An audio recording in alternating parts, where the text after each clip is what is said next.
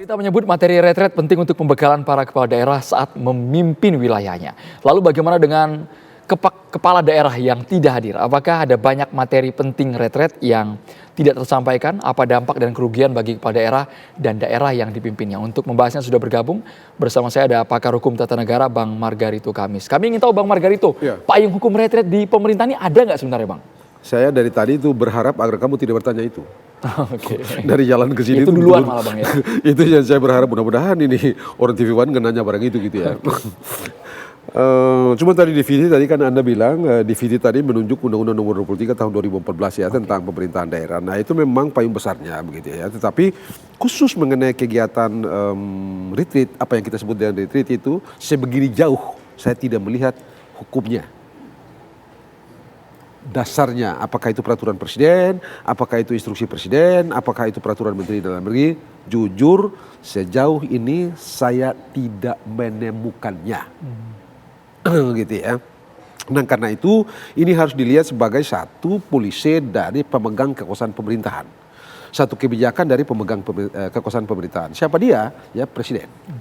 Jangan lupa ya, presiden adalah satu-satunya figur tata negara di republik ini yang memegang kekuasaan pemerintahan dan sebagian dari kekuasaan pemerintahan yang dipegang oleh presiden itulah yang didelegasikan sedikit kepada pemerintah kepala daerah dan itu dilaksanakan oleh kepala daerah, apakah itu gubernur, bupati dan atau wali kota. Nah, di titik itu memang terlihat menurut saya ya secara hukum tata negara tidak ada alasan untuk tidak mengikuti retreat ini. Mengapa? Dari segi tata negara ya. Sebentar Bang, sekarang tuh ada 55 kepala daerah tertunda untuk mengikuti retreat. Abang jawab seperti itu kan tadi kan? Ya. Yang begini, apa ya? Tapi saya tidak mau terlalu banyak masuk ke situ dulu. Sebentar masuk situ deh. Maksudnya wajib semua kepala daerah ikut retreat? Gitu? Wajib. Dari segi hubungan wewenang ya sebagai anak buah karena ini bagian dari polisi pemerintahan pusat dalam rangka untuk memastikan kelancaran dan atau performa terbaik dari penyelenggaraan pemerintahan secara nasional gitu ya. Dan di titik itu sekali lagi mereka mesti hadir, tidak ada alasan untuk tidak hadir. Karena pemerintah sekarang begitu dia mengucapkan saya bersumpah bla bla bla bla melaksanakan undang-undang kekuasaan pemerintah secara jujur, lurus dan segala macam. Detik itu dia pemerintah. Detik itu juga dia menjadi subjek yang dituju oleh seluruh kebijakan pemerintah pusat. Nah karena itu tidak ada alasan untuk dia tidak ikut. Tapi kan mereka jadi kepala daerah kendaraannya partai politik. Setuju, tapi saat itu kamu itu sudah berubah status menjadi justru karena kalau tidak ada partai politik yang mengusul dia dalam pencalonan kan dia tidak mungkin jadi calon tuh. Kalau toh dia paksakan diri menjadi calon kan jadi calon independen tuh belum tentu juga gitu kan. Tetapi berdasarkan hukum memang orang hanya mungkin menjadi calon kalau diusulkan oleh partai politik dan atau calon independen dengan sejumlah syarat begitu. Tapi begitu dia terpilih dan dia dilantik, dia gubernur. Terlepas dia itu dari segala macam tuh calon ini itu segala macam. Siapa yang mencalonkan dia, bagaimana prosedurnya, selesai. Jadi status petugas partai, kader partai tidak berlaku. Berakhir bersamaan dengan dia berstatus sebagai gubernur dan atau bupati dan atau wali kota. Selesai. Pada saat itu sekali lagi begitu dia mengucapkan sumpah atau janji menjadi gubernur atau bupati atau wali kota, detik itu juga dia berstatus hukum sebagai gubernur, bupati, wali kota dan dia merupakan anak buah dari presiden. Tidak ada alasan untuk tidak tunduk pada kebijakan presiden. Memang akan jauh lebih bagus misalnya kalau kemarin dia akan jauh lebih bagus ini kalau misalnya presiden itu membuat peraturan presiden tentang pelantikan atau peresmian pelantikan gubernur, bupati, wali kota itu diikuti dengan misalnya tindakan-tindakan misalnya retreat dan segala macam ini. Atau kalau itu tidak bisa, peraturan presiden yang akan terlalu tinggi, bisa saja dibentuk dalam peraturan menteri. Misalnya di peraturan presiden tentang pelantikan gubernur misalnya, begitu ya, gubernur, bupati dan wali kota itu atau pelantikan kepala daerah itu. Lalu di dalam pasal-pasal tertentu diatur tentang kegiatan retreat ini. Tapi apapun itu, sekalipun tidak ada, tetap saja ini sesuatu yang legal. Karena ini merupakan polisi. Dari siapa? Dari pemegang kekuasaan pemerintahan. Siapa dia? Presiden. Lalu orang-orang ini siapa mereka? Mereka ini adalah buah presiden. Satu. Yang kedua, jangan lupa ya dari segi tata negara, presiden adalah satu-satunya penyelenggara pemerintahan di negeri ini, di republik ini. Sekali lagi seperti tadi saya mengatakannya di awal, kekuasaan pemerintahan itulah yang detailnya, sebagian diantaranya, detail-detailnya itu dikasih kepada gubernur dan atau wali kota dan atau bupati. Dan di titik itu tidak ada alasan untuk tidak tunduk. Urgensinya apa Bang? Kalau seandainya memang ada sekitar 55 kepala daerah belum bisa mengikuti retret, apakah akan ada miskoordinasi antara pusat dan daerah atau ada hal lainnya menurut Bang Margarito? Saya sih begini nih, kan kalau kita lihat ini nih, mereka petugas partai dan segala macam ini, dan kalau ini dibiarkan, satu hari nanti kira-kira begini nih, Andro. Satu hari nanti kalau ada rapat koordinasi misalnya antara presiden dengan atau pemerintah pusat dengan pemerintah gubernur atau dan gubernur atau pemerintah pusat dengan bupati-bupati dan atau pemerintah pusat dengan wali kota misalnya, mereka dapat saja mengatakan bahwa itu kan bukan tindakan pemerintahan, itu bukan urusan pemerintahan, itu urusan manajemen. Jadi saya nggak datang. Saya ini melaksanakan urusan pemerintahan, gubernur-gubernur ini. Apakah itu pemerintahan wajib, urusan yang wajib, atau urusan yang bersifat konkuren, atau pilihan, segala macam itu. Tapi yang pasti, rakor itu bukan urusan pemerintahan. Karena itu saya nggak datang, itu urusan manajemen. Apa begitu kita bernegara? Tapi bisa jadi dengan alasan yang sekarang ini, satu hari nanti, kalau misalnya ini politiknya berkembang sedemikian dinamisnya, dan kemudian memunculkan katakanlah judgement untuk ya udah nggak usah datang deh, ya cuma rakor doang, kan ada timpang gitu. Dan di titik itu memang perlu ditata ini hubungan ini, tidak cukup dengan seperti sekarang ini. Memang kalau saya gitu ya, Ibu Mega tidak salah dari segi permainan politik, gitu ya. Yang memang dia bilang begitu. Yang rumit ini orang-orang yang berstatus gubernur, bupati dan wali kota nih. Anda mau ikut gubernur, mau ikut perintah partai atau mau ikut perintah negara. Sekarang ini Anda berstatus sebagai resmi sebagai orang pemerintah, gubernur, bupati dan atau wali kota. Karena itu Anda tunduk dan terikat pada seluruh aturan dan kebijakan pemerintah pusat. Tapi kan ini suratnya instruksi dari ketua umum partai, Bang. Nah, itu dia, itu yang saya bilang problemnya ada di mereka gitu ya. Yang mau ikut ini di sana marah, ikut sana bisa jadi ini marah. Jadi kasihan mereka, serba salah ini. Kecuali kalau lagi apa nggak ada badan begitu atau lagi nggak sadar apa begitu, ya sudah bodo amat deh. Nah, jangan-jangan yang lain. Tapi kan menarik sekali di 47-nya semuanya nggak datang gitu kan. Kalaulah datang mungkin saja mereka sudah mempertimbangkan risiko dari sikap yang mereka ambil gitu ya. Misalnya aja begini, kalau saya datang sini bisa jadi saya dipecat. Nah sebelum saya datang ke sini, saya lobby aja dulu partai-partai yang lain. Gitu kan. Dan lu pecat gak pindah ke sini deh gitu kan. Nah, bisa jadi begitu gitu kan. Kan sekarang banyak juga orang pindah-pindah partai itu. Jadi boleh saja jadi boleh jadi begitu. Tapi menariknya adalah sampai sebegini jauh kita tidak pernah dengar ada desas-desus misalnya bahwa ada satu atau dua orang di antara 47 orang itu yang mulai berpikir, gue pindah aja ke sini deh daripada gue disiksa nanti oleh sistem ini begitu ya. Kan boleh jadi nih. Yang datang ada Bang, tapi enggan berkomentar soal itu. Yang datang ada dari PDI Perjuangan yang ikut retret, tapi no comment. Oh no comment, iya. Ya karena komen ini, komen salah. Dia komen kan susah dia itu.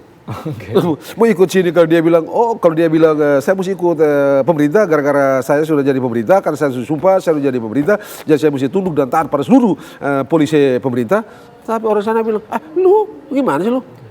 Kamu ini kan masuk ke situ gara-gara gua nih. Sialan, coret atau apa segala macam kartu anggota atau apapun namanya itu gitu Bang ya. Margarito, dari aspek tata negara Bang sebenarnya apa Bang dampak kerugiannya ketika tidak mengikuti retret ini bagi wilayahnya khususnya? Tidak ada. Bukankah ada materi kenegaraan dari Lemhanas, kemudian materi keuangan efisiensi anggaran dari Kementerian Keuangan, itu kan dipaparkan semua oleh para menteri Kabinet Merah Putih. Ya, tapi nanti pada akhirnya begitu ya, pada akhirnya itu bicara teknis manajemen pemerintahan. Dan teknis manajemen itu, ini kepala daerah ini kan kerjaan cuma perintah-perintah doang tuh. Dia tidak pernah melihat ini angkanya berapa, kan perintah-perintah doang. Gua mau bikin begini, gua makan begini, gua mau bikin begini. Nah begini itu diterjemahkan oleh SKPD, kepala-kepala dinas lah itu. Yang di istilah teknis itu kepala dinas. Kepala OPD, organisasi pemerintahan daerah, kepala dinas pendidikan, kepala dinas perikanan, kepala dinas pertanian, PU dan segala macam. Mereka itu yang menerjemahkan dalam program kegiatan. Jadi bukan kawan ini, bukan si gubernur bupati. Gubernur bikin ini. Kadang-kadang juga sembarangan juga. Begitu itu. Jadi yang teknis itu bukan ada di gubernur. Yang teknis itu ada pada sekda dan kepala OPD itu dan orang-orang keuangan gitu yang menerjemahkan. Jadi bukan memang pada gubernur. Dan satu, ya itu satu. Yang kedua, Anda tidak bisa memberikan sanksi lain gitu karena kalau Anda memberikan sanksi katakanlah pemotongan transfer daerah ke daerah misalnya, kan itu bebannya ke rakyat gitu kan. Karena tidak ada yang bisa dilakukan di daerah itu kan. Jadi rakyat yang memikul gara-gara si manusia ini. Nah si manusia ini juga ya kita mesti mengerti juga dia punya posisi gitu kan. Ikut ini sini marah, ikut sini marah. Jadi gua gimana nih? Nah terus Anda memberikan sanksi nggak bisa juga. Saya rasa logis kalau kita berpikir bahwa kita tidak bisa membebani tanggung jawab pada orang yang tidak melakukan perbuatan itu gitu. Rakyat kan tidak tahu apa-apa nih. Terus gara-gara dia takut partainya, terus dia tidak ikut retreat, lalu pemerintah pusat memberikan sanksi, lalu dipikul, akhirnya kan dia akan dipikul oleh rakyat kan. Menurut saya itu juga nggak fair juga. Dan sebegini jauh, menurut Undang-Undang Nomor 23 Tahun 2014 tentang pemerintahan daerah, tidak ada yang bisa dijadikan dasar untuk memberikan sanksi kepada sebut saja mereka-mereka yang 40 sekian orang ini. Yang tidak ikut. Dan tidak ikutin. Nggak bisa. Artinya mereka tidak dapat materi sama sekali soal retret, bagaimana sinkronisasi komunikasi antara pusat dan daerah. Kalau mereka tidak tahu titik temunya. Oh enggak juga, kalau saya sih tidak juga, tidak juga, Ndro. Karena begini nih, APBD, katakanlah APBD gubernur ini, APBD 31 ke provinsi gitu, kan APBD itu mesti dibawa ke Kemendagri, dievaluasi oleh Kemendagri. Disimulasi itu, disusun di APBD itu sudah disusun semuanya, selesai di sana di daerah, bawa ke sini, diperiksa oleh Kemendagri. Periksa ini masuk akal nggak ini program ini masuk akal nggak, kegiatan ini masuk akal pembiayaan, kegiatan segini kok duitnya segini masuk akal nggak ini? Itu diperiksa oleh Kemendagri. Nah karena itu sebenarnya poinnya ada di Kemendagri. Nah gitu, poin untuk mengenal ini orang ini dia efisien atau dia bahlul ini. Ini anggaran ini kenapa jalannya cuma sekian meter misalnya, kenapa cuma bikin ini kok anggarannya sebesar ini, kenapa kok kegiatan kayak begini ada gitu. Nah itu pengecekannya di Kementerian Dalam Negeri. Nah itu kan sudah berlangsung bertahun-tahun setidak-tidaknya sejak otonomi daerah diberlakukan setidaknya sejak tahun 2004 itu sampai sekarang. 2004 sampai sekarang sudah berlaku 20 tahun lebih sudah berlaku. Jadi itu sudah given itu di dalam praktek pemerintahan kita. Setiap APBD itu berakhir dengan evaluasi di Kementerian Dalam Negeri. Kalau Kementerian Dalam Negeri tidak setuju, tidak bisa itu. Jadi seharusnya alur transparansi atau akuntabilitas APBD itu sudah terekam jelas di Kementerian Dalam Negeri. Oh, yes. Kami sangat berharap Kementerian Dalam Negeri bisa bergabung di Kabar Petang untuk membahas retreat. Kami terus coba agar Menteri Dalam Negeri Tito Karnavian atau Wakil Menteri Dalam Negeri Bima Arya bisa bergabung di Kabar Petang. Sesaat lagi Bang Margarito, kita harus jeda dulu hanya di Kabar Petang. Kita kembali ke Bang Margarito. Kalau dalam satu pekan ini kepala daerah Bang, dari kader PDI Perjuangan tidak melunak, apakah ini bentuk pembangkangan mereka Bang? Dalam arti tertentu harus dikatakan ya, pembangkangan terhadap pemerintahan pusat, terhadap presiden gitu ya. Harus dibilang why? Karena ini polisi negara, polisi pemerintahan pusat. Memang ini sesuatu yang tidak diatur di dalam jenis ini, itu tidak diatur dalam tatanan hukum pemerintahan yang ada sekarang ini ya, khususnya Undang-Undang Nomor 23 Tahun 2004 atau Peraturan Presiden tentang pelantikan itu. Sebegini jauh sekali lagi saya bilang saya tidak menemukan aturan-aturan itu. Tapi dalam manajemen bernegara, berpemerintahan ada polisi dan itu dibenarkan. Dan jangan lupa, sekali lagi seperti yang tadi saya bilang, mereka ini sekarang ini gubernur, mereka bupati, mereka wali kota, dan mereka menjadi subjek dari seluruh tindakan-tindakan presiden. Atau mereka menjadi subjek dari seluruh hukum pemerintahan. Jadi dengan itu mereka tidak punya alasan sebenarnya dari segi hukum ya. Dari segi politik sih saya mengerti ini menarik, asik sekali ini kalau dari segi politik. Cuma saya bukan orang politik dan saya tidak mau bicara itu. Saya hanya ingin mengatakan sekali lagi bahwa dari segi tata negara, sejak mereka dilantik mereka menjadi subjek dari seluruh hukum pemerintahan. Mereka menjadi subjek atau menjadi sasaran dari seluruh kebijakan-kebijakan presiden untuk mereka di daerah. Dengan dasar itu maka secara hukum tata negara tidak ada alasan sedikit pun mereka tidak tunduk pada kebijakan ini dari segi tata negara gitu. Jadi harusnya mereka satu tegak lurus sama eksekutif, Oh sama yes, presiden. mereka harus tegak lurus pada presiden, harus tegak lurus. Jangan lupa mereka di Undang-Undang Nomor 23 Tahun 2014 misalnya tentang pemerintahan daerah itu, gubernur itu clear disebut sebagai wakil pemerintahan pusat. Wakil pemerintahan pusat yang taruh di daerah, wakil pemerintahan pusat begini. Begitu ya, jadi itulah maka saya lihat ini ada masalah. Cuma memang harus saya akui sekali lagi seperti yang saya bilang, tidak ada sanksi yang tersedia di dalam undang-undang pemerintahan daerah untuk tindak tanduk seperti ini. Begitu itu ya. Itu yang bisa saya katakan untuk pertanyaan tadi. Yang kami miris juga ini kan belum menjalani roda pemerintahan Bang. Nah itu dia. Itu dia, kok memulai dengan begini? Meskipun saat ini sudah ada pihak yang diutus, Gubernur Jakarta Pramono Anung sudah diutus oleh partai untuk mengkomunikasikan, menjembatani. Nah tapi nggak bisa karena begini, saya ini orang tata negara ya. Dalam penyelenggaraan tata negara itu bersifat dalam penyelenggaraan pemerintahan dalam perspektif hukum itu instruktif, normatif. Beda kalau relasi antara pemerintah daerah dengan pemerintah daerah, gubernur dan bupati itu bukan relasi politik. Itu relasi hukum. Karena relasi hukum bersifat instruktif, bersifat normatif, tidak ada tawar-menawar. Tawar-menawar nih. Begitu kan? Nah saya rasa, tapi saya tidak mau bicara dimensi politiknya atau aspek politiknya, karena itu bukan bisnis saya gitu ya. Yang mau saya bilang, ini agak sedikit perlu ditandai oleh pemerintah pusat dalam hal ini Pak Prabowo gitu ya. Ada tindakan dia yang dalam tanda petik, saya senang dengan ada apa yang Anda bilang, tampaknya ini sebagai membangkang, lalu negosiasi. Bagaimana ceritanya kalau semua kebijakan itu atau sebagian besar kebijakan Pak Presiden Prabowo nanti di daerah itu dinegosiasikan? Wah cobalah Pak, ini negara kesatuan. Negara kesatuan itu yang memegang kekuasaan pemerintahan, melaksanakan kekuasaan pemerintahan di negara itulah presiden. Tidak ada yang lain. Itu negara kesatuan. Yang namanya pemerintah itu presiden. Yang pemegang kewenangan penyelenggaraan kekuasaan pemerintahan di Indonesia sebagai satu negara kesatuan itu presiden. Tidak ada yang lain. Ini sebabnya sekali lagi tadi gubernur itu disebut sebagai Bang Margarito, ditahan dulu Bang. Kita dengarkan konvers dari Wakil Menteri Dalam Negeri Bima Arya Sugiarto berikut ini. Baik, sudah bergabung Wakil Menteri Dalam Negeri Bapak Bima Arya Sugiarto. Pak Wamendagri, kami ingin tahu bagaimana nasib kepala daerah yang hingga saat ini belum dapat mengikuti retret. Jumlahnya ada sekitar 55 kepala daerah. Pak Bima Arya.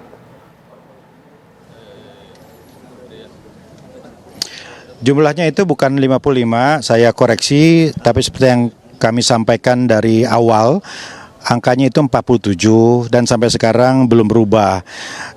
Kami juga menginginkan tentunya bahwa yang belum bergabung itu masih bisa bergabung karena sesi para menteri, para Menko akan dimulai besok. Ini baru saja berakhir sesi Lemhanas, pukul 19 nanti akan mulai sesi dari Ibu Menteri Keuangan Sri Mulyani. Masih ada kesempatan bagi teman-teman yang belum bergabung untuk ikut di sesi malam atau besok begitu ya, di sesi Panglima TNI, ada Kapolri dan ada beberapa Menko begitu. Jadi masih ada waktu untuk mengikuti sesi-sesi penting berikutnya. Sebenarnya kerugian jika kepala daerah tidak ikut retreat, Pak?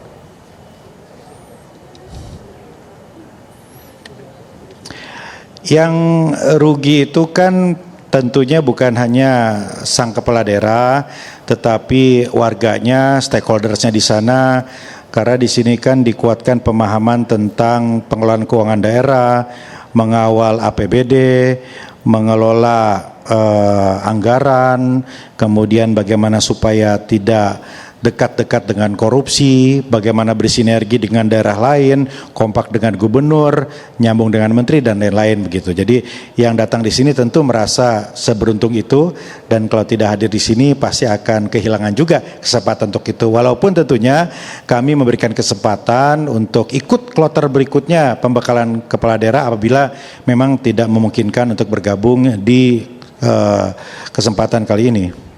Baik. Pak Wamen, kami dengar juga sudah ada utusan dari PDI Perjuangan yang juga Gubernur Jakarta, Mas Pramono Anung, untuk menemui Kementerian Dalam Negeri. Apakah sudah ada titik terang agar mereka bisa ikut dan diizinkan? Ya, kemarin memang ada Pak Heri Heriawan yang berdialog dengan teman-teman, dan tentunya di sana ada satu kesepakatan ya yang memandang bahwa ya retret ini memang penting di satu sisi, tapi di sisi lain ada dinamika politik yang juga kita hormati dan kita pahami, dan kita tentu berharap akan ada keputusan atau titik temu sehingga secepatnya atau secara bertahap mungkin teman-teman yang belum bergabung itu bisa kemudian bergabung di sini bersama-sama kami. Baik, Pak Bima Arya, saat ini di studio sudah ada Bang Margarito Kamis. Tadi ia mengatakan bahwa ini harusnya sifatnya instruktif, normatif, dan harus dipatuhi kepala daerah. Jika memang sampai tanggal 28, sampai hari terakhir tidak ada yang ikut, apakah ada sanksi buat kepala daerah itu, Pak Bima Arya?